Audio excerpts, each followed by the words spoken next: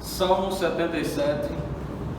Salmo 77, do verso 1 ao verso número 4. Clamei ao Senhor com a minha voz, a Deus levantei a minha voz, e Ele inclinou-se para mim os seus ouvidos.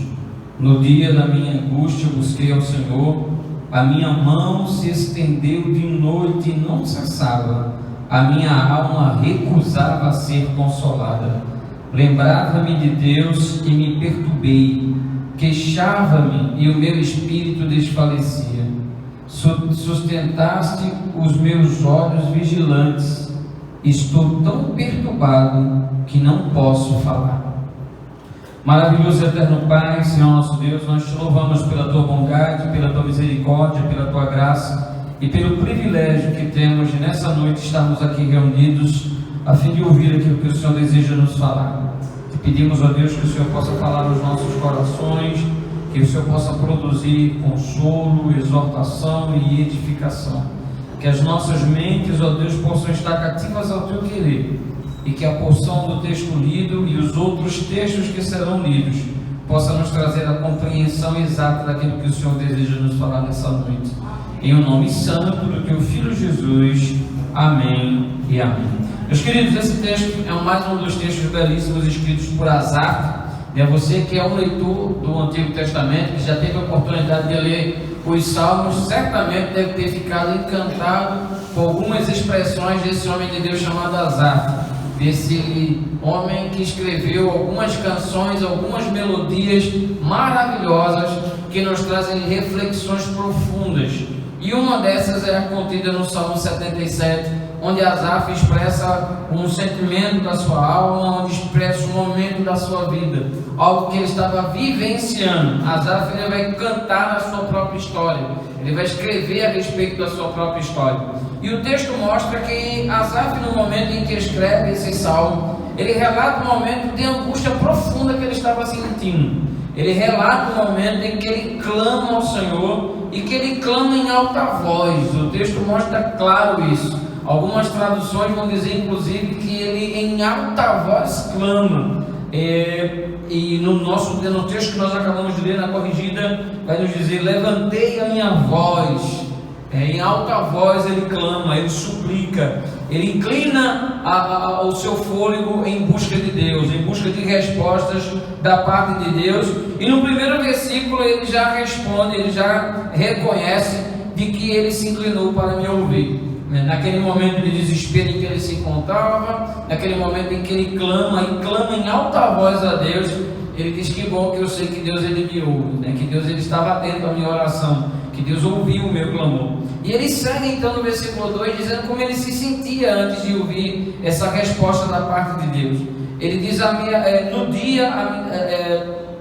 no dia da minha angústia busquei ao Senhor, e na minha mão se estendia noite e dia, não cessava, a minha alma se recusava a ser consolada. Então era alguma situação que aquele homem de Deus estava vivendo, que ele diz: apesar de eu estar buscando a Deus, apesar de eu estar clamando, a minha alma recusa ser consolada. Eu não consigo sentir o consolo, eu não consigo trazer paz e tranquilidade no momento que eu estou vivendo. Apesar da certeza que ele vai demonstrar no começo e que no decorrer do texto ele vai reafirmar em Deus, mas no momento em que ele estava angustiado, apesar de clamar e de buscar a Deus, ele tem a sensação de que nada pode consolar.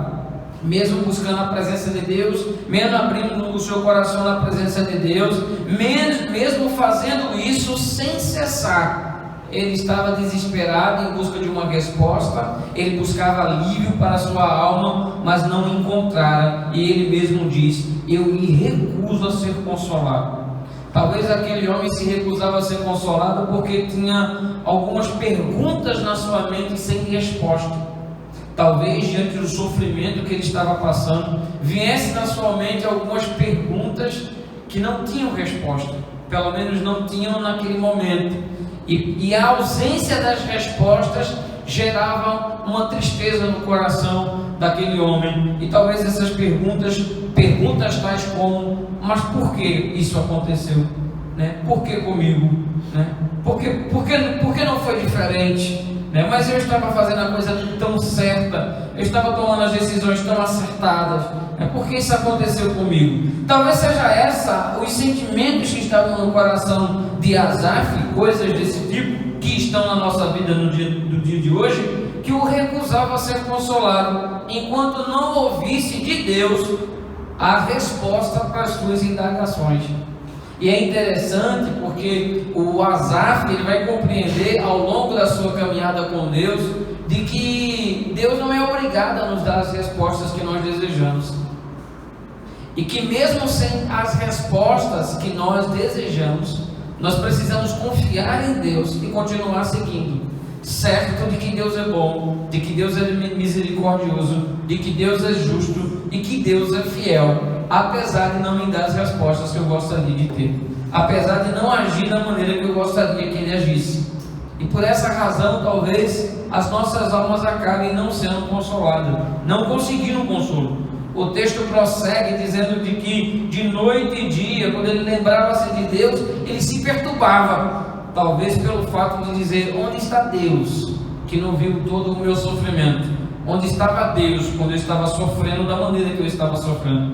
Tantas possibilidades podem se abrir diante das afirmações de Asaf. No versículo de número 4, ele termina dizendo que ele estava tão perturbado e dizendo: eu não posso nem falar, eu não tenho umas palavras para explicar o momento que eu estou passando, eu não tenho palavras para explicar a angústia que está dentro da minha alma, eu não tenho palavras, não consigo encontrar no dicionário as palavras certas para poder transmitir o que tem no meu sentimento, e me resta simplesmente clamar, e clamar em alta voz, talvez em desespero, pedindo que Deus pudesse vir em seu socorro, podendo que Deus viesse e entrasse com providência em sua vida, porque ele estava chegando no limite, no limiar do momento de dor e do momento de angústia.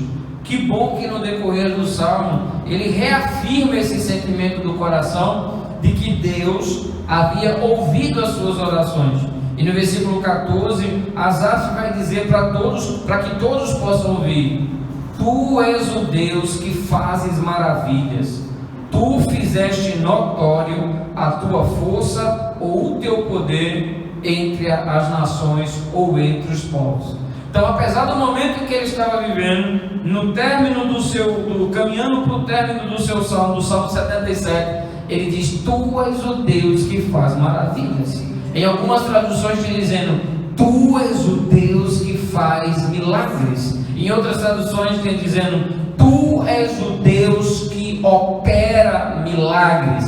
Então, apesar de todo o sofrimento que ele estava passando, apesar do momento de dor que ele estava vivenciando, apesar da ferida ser tão grande ao ponto de ele dizer: eu me nego a ser consolado, ou seja, não tem argumento que me console a alma, não tem ninguém que venha dizer uma palavra que de certa forma me traga consolo, me conforte, apesar das tentativas das pessoas ao meu redor, eu não consigo ser consolado, eu me nego a ser consolado.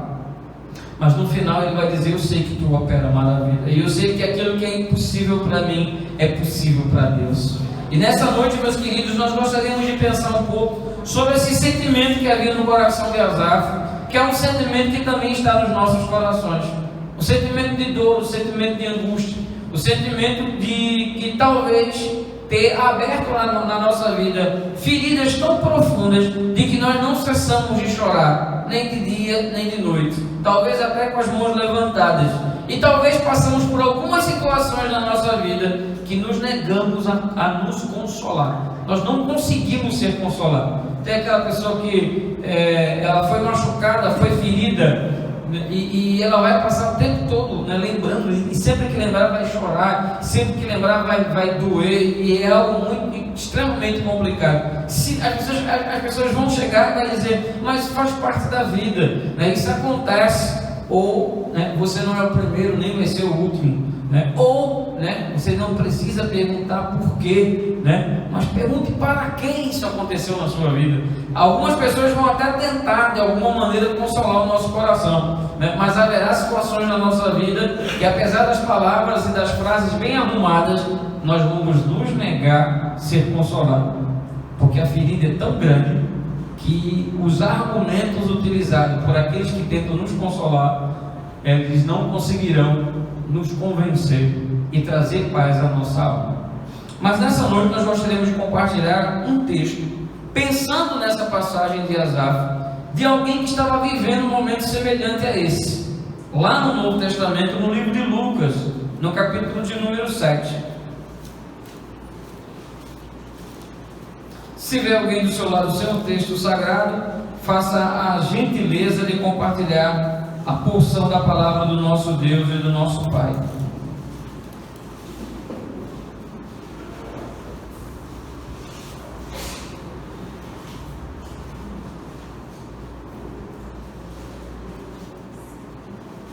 Lucas capítulo 7 vai narrar a história de alguém que estava passando por um momento semelhante ao de Asaf.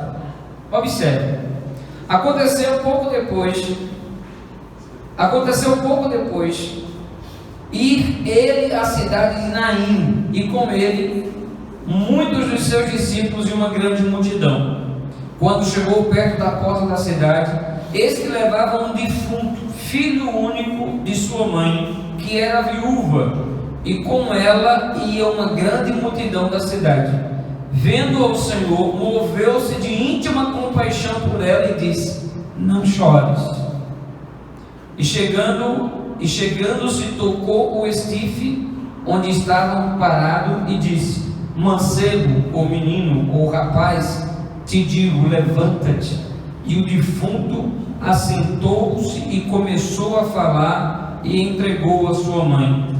E todos se apoderaram de grande temor e glorificavam a Deus, dizendo: um grande profeta se levantou entre nós, e Deus visitou seu povo. E ocorreu dele esta fama por toda a Judéia e por toda a terra circunvizinha. Então nós vemos nesse texto, na epígrafe vai trazer o filho da viúva de Naim, o momento em que ele volta à vida. Nós vamos ver nesse texto que nós acabamos de ler agora, que os irmãos acompanharam comigo a leitura, do verso 1 ao verso do número 17, a história de uma mulher que está vivendo um momento de pesadelo na sua vida, um momento de dor, de angústia, que ela também se negava a ser consolada, porque o luto é algo muito complicado de se digerir. O luto é algo que vem e que fere profundamente. E se é doloroso para nós sepultarmos os nossos pais, sepultarmos os nossos avós, os nossos tios, imagina o que significa para uma mãe ter que sepultar o seu filho.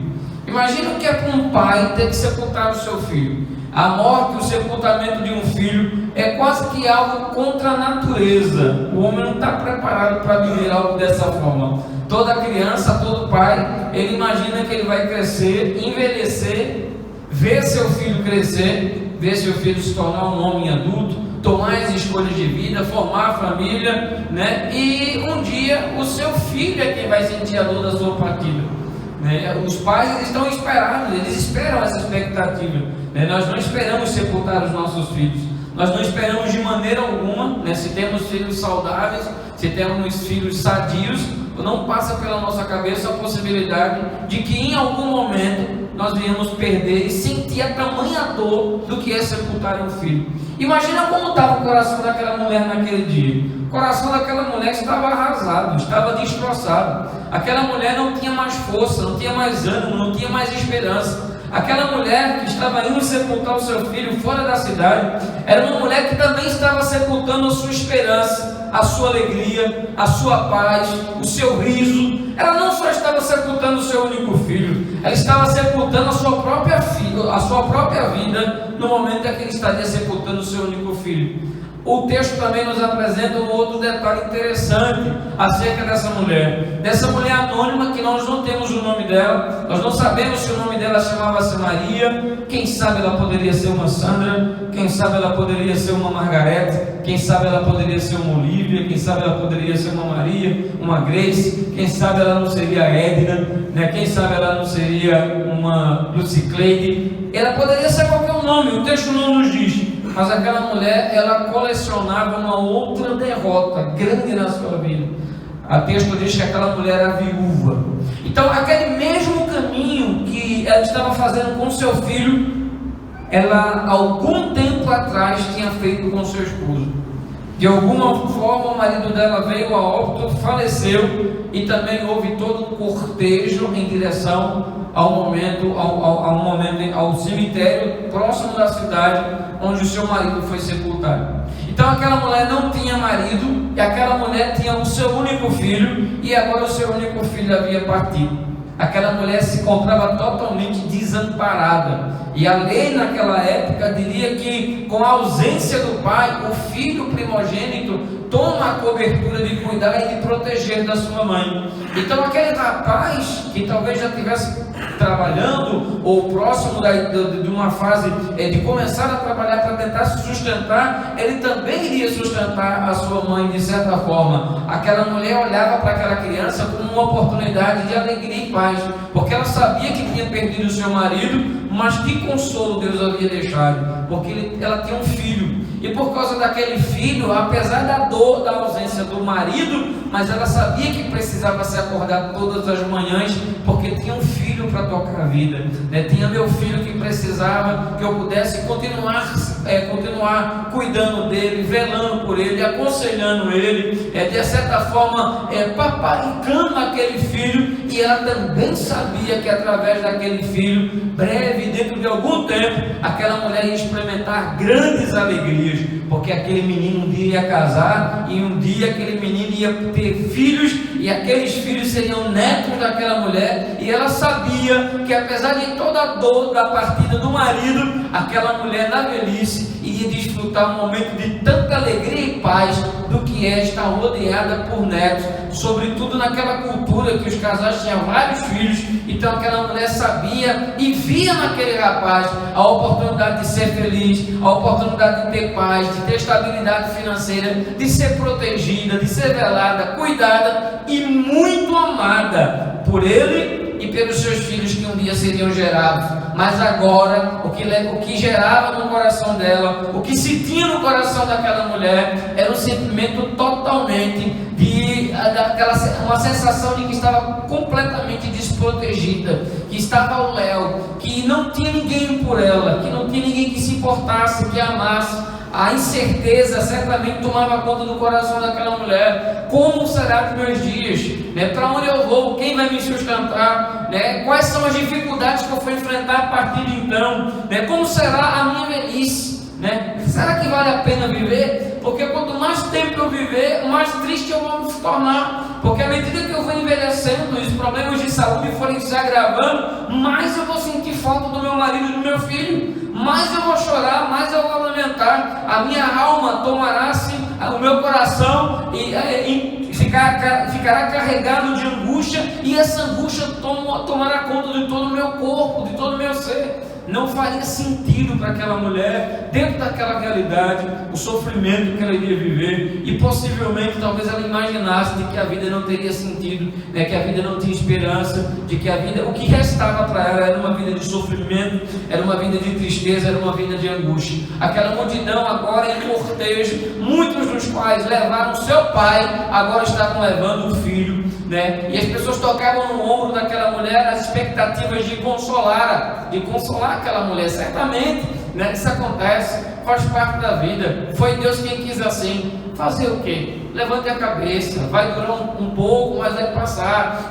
Muitas foram as palavras na tentativa de tentar consolar o coração daquela mulher, mas só Deus sabe o que aquela mulher iria sentir depois que ela saísse do local onde colocasse o seu filho, onde sepultasse o seu filho no cemitério. Só Deus sabe o sentimento que ela iria voltar quando ela chegasse em casa e não mais encontrasse seu filho. Só Deus sabe quando chegasse a noite daquele dia, como aquela mulher ia se sentir ao olhar dentro daquela casa sozinha. Talvez algumas pessoas fossem até para lá para não deixar ela sozinha, mas chegaria um momento que ela estaria sozinha. Chegaria um momento que ela ia ter que entrar no quarto do seu filho. Chegaria um momento, meus irmãos, que seria extremamente doloroso para aquela mulher viver naquele lugar com as lembranças que ela tinha, e por essa razão aquela mulher rasga o seu coração, enquanto a multidão leva em direção ao cemitério, e não restava palavras para aquelas mulheres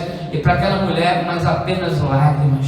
Chorava copiosamente. Alguns que lá estavam talvez até chorassem, não por ela, não pela morte do rapaz, melhor dizendo, mas alguns mais achegados a ela chorassem por ela. Como é que vai ser a vida dela? Só em pensar como é que vai ser a vida dela agora, fica emocionado.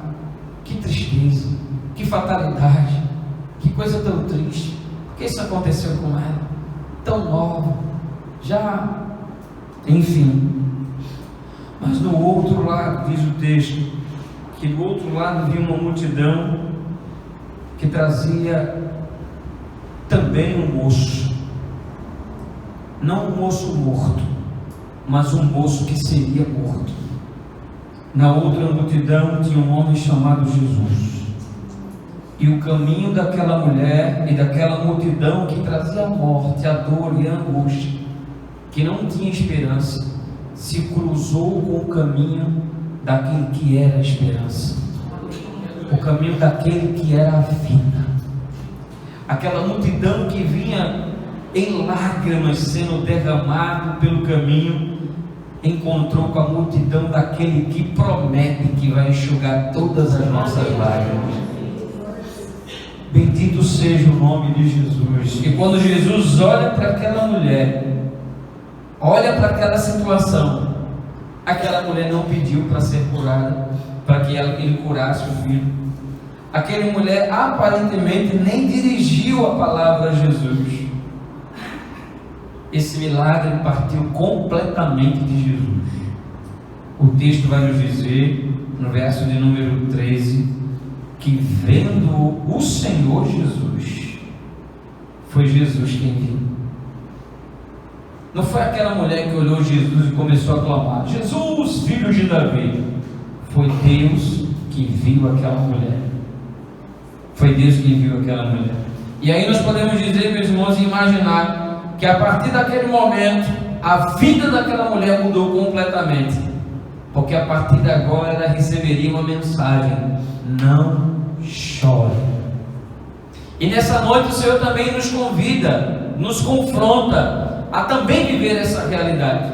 A vida é dura, a vida é difícil, haverá alguns momentos que nós seremos tentados a chorar amargamente.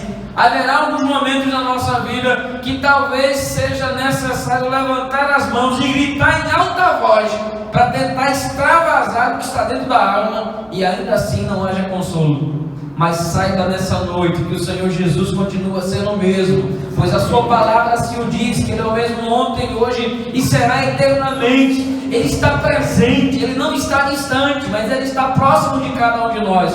A sua palavra nos garante de que Deus não está tão longe que não possa ser ouvido, ser atingido pelas orações de alguém que clama a Ele, que busca a presença de Deus. E esse Deus que estava lá, que encontrou aquela multidão, Ele continua também vendo as nossas dores e as nossas dificuldades. Por essa razão Jesus podia dizer: não chore. Quantas vezes nós tentamos consolar as pessoas e não conseguimos consolar? Algumas vezes até nos negamos a falar alguma coisa, apenas chegamos e abraçamos, beijamos, porque às vezes falta até palavra. Alguns já conseguiram chegar ao nível de maturidade que entende que diante de alguns sofrimentos a melhor maneira para consolar é abraçar, é estar junto, porque as palavras não conseguirão ter o efeito necessário. Mas, meus queridos, quando eu tento consolar, eu tenho as minhas fraquezas e não consigo consolar. Mas quando você tenta consolar alguém, e certamente você já tentou consolar alguém, certamente você já disse para alguém: não chore assim, vai passar, faz parte da vida.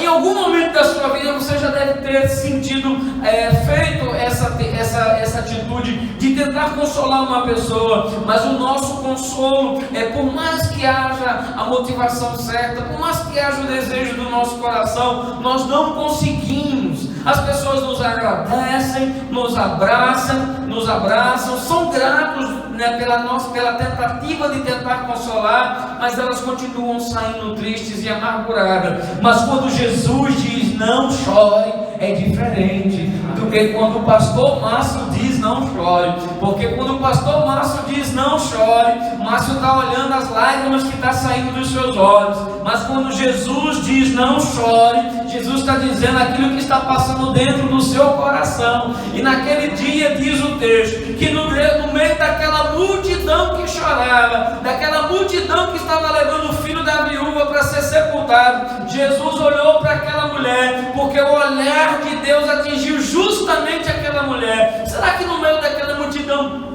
não havia pessoas que também passassem por algumas dificuldades, por algumas lutas, precisavam também de oração? Mas naquele momento o olhar de Jesus se voltou para aquela mulher que chorava, para aquela mulher que não tinha consolo, para aquela mulher que não tinha palavra certa que pudesse consolar, para aquela mulher que não tinha paz, a partir de agora não teria paz, não teria alegria, não teria esperança. Mas aí entra Jesus em ação e diz para aquela mulher: não chore. Quem está falando não é o homem que é falho, limitado, imperfeito, que não consegue com as suas palavras sustentar as suas afirmações, mas quem estava diante dela era aquele todo-poderoso Criador dos céus e da terra, a qual um dos seus propósitos é enxugar das nossas lágrimas enxugar dos nossos olhos toda lágrima, como o texto nos diz, tanto no Antigo quanto no Novo. Então ele podia chegar para aquela mulher e dizer: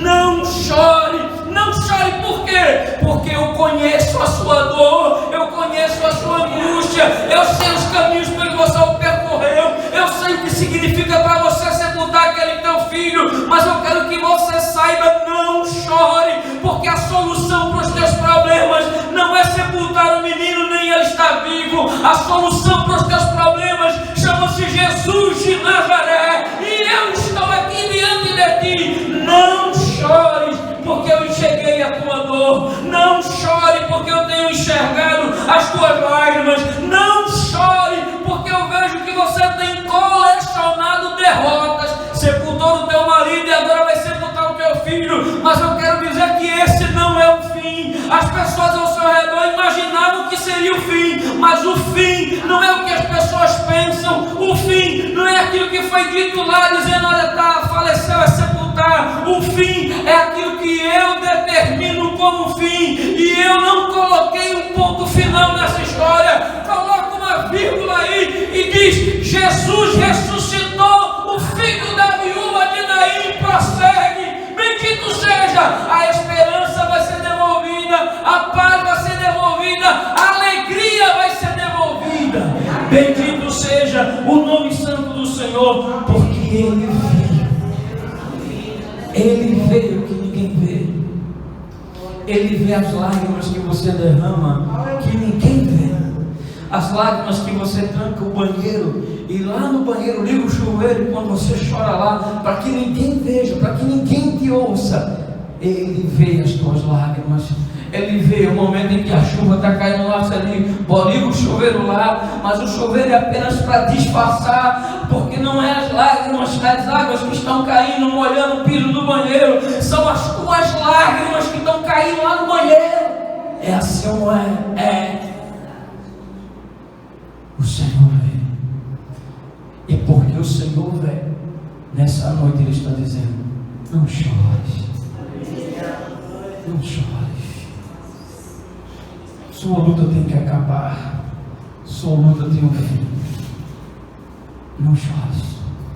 Não chores. Porque eu tenho contemplado a sua dor. Eu tenho contemplado a sua angústia. Mas o texto segue também nos dá outra informação.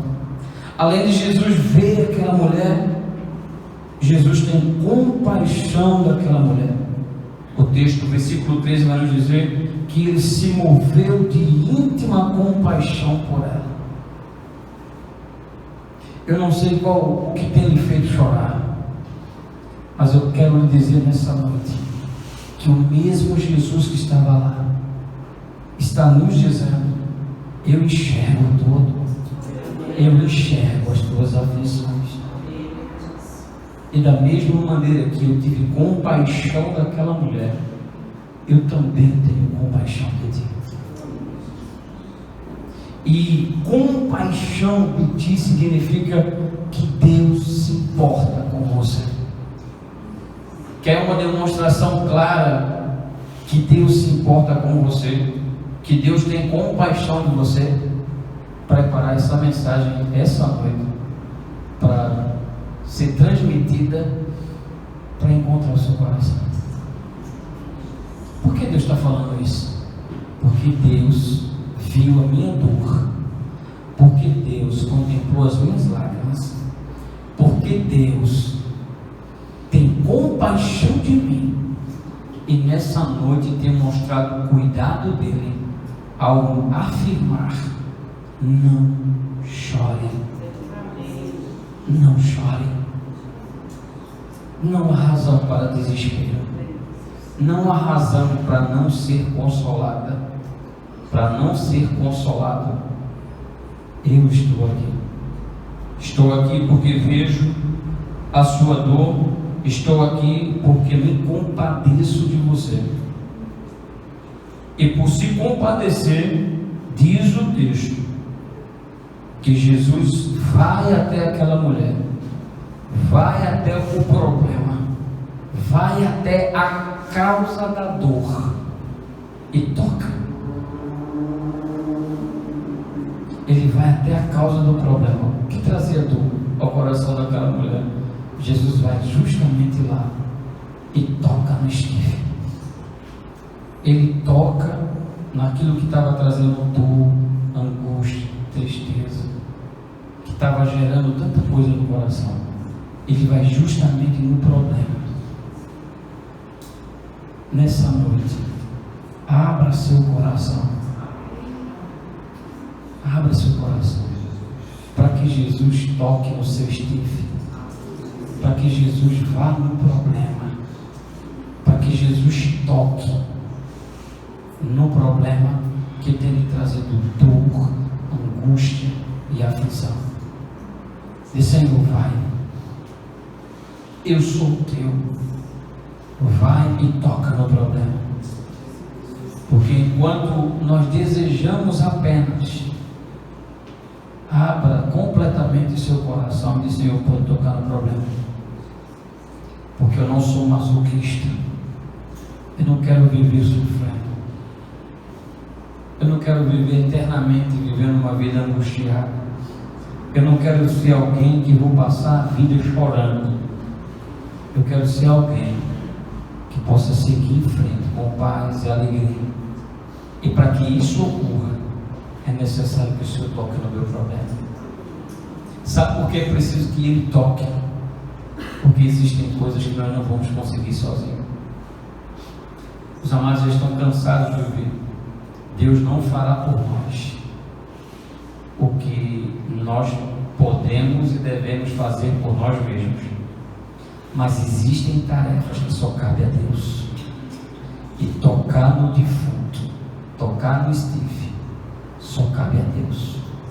O que nós podemos fazer é abrir o nosso coração e dizer: Senhor, toca no meu problema, toca naquilo que me traz dor, vem, muda, transforma, cura, restaura, tira, mas vem sobre a minha vida, porque eu não posso viver a vida toda me derramando em lágrimas. E porque nessa noite, mesmo sabendo que as lágrimas farão parte da nossa vida, mas a nossa vida não pode ser um eterno lamento.